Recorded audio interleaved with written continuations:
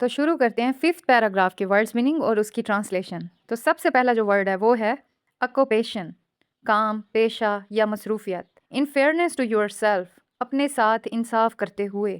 In fairness to your parents, اپنے والدین کے ساتھ انصاف کرتے ہوئے. انڈیڈ، در حقیقت، واقعی.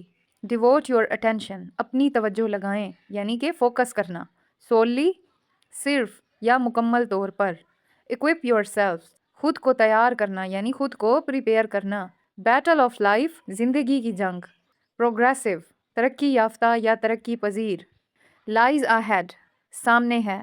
ایسٹ، سرمایہ یا قیمتی وسیلہ. سورس آف اسٹرینتھ، طاقت کا ذریعہ. پرائڈ، باعث فخر. اسسٹ، مدد کرنا یا ہیلپ کرنا. سالونگ، حل کرنا. سوشل پرابلمز، سماجی مشکلات. کنفرنٹ، سامنا کرنا. ڈیسٹائن گول، مقررہ مقام یا طے شدہ ہدف. پروگریسو، ترقی یافتہ یا ترقی پذیر. اسٹرانگیسٹ نیشنز، مضبوط ترین قومیں. Fifth paragraph is your main occupation should be in fairness to yourself, in fairness to your parents, and indeed in fairness to the state. To devote your attention solely to your studies.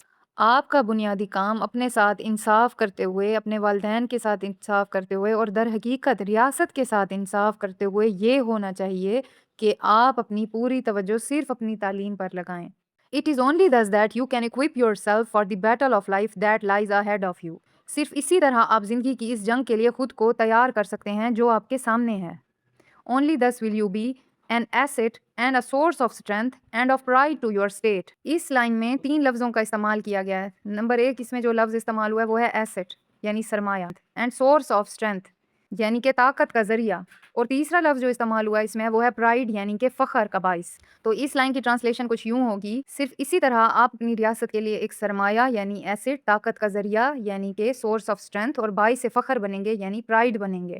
Only thus can you assist it in solving the great social and economic problems that confront it and enable it to reach its destined goal among the most progressive and strongest nation of the world.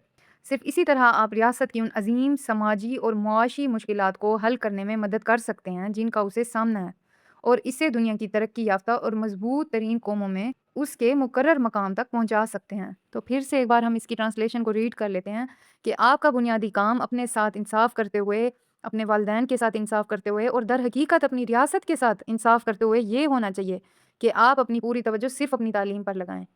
یعنی آپ تب انصاف کر سکتے ہیں جب اپنی تعلیم پر آپ پوری توجہ لگائیں. صرف اسی طرح سے ہی آپ زندگی کی اس جنگ کے لیے خود کو تیار کر سکتے ہیں جو آپ کے سامنے ہے. صرف اسی طرح آپ اپنی ریاست کے لیے ایک سرمایہ، طاقت کا ذریعہ اور باعث فخر بنیں گے.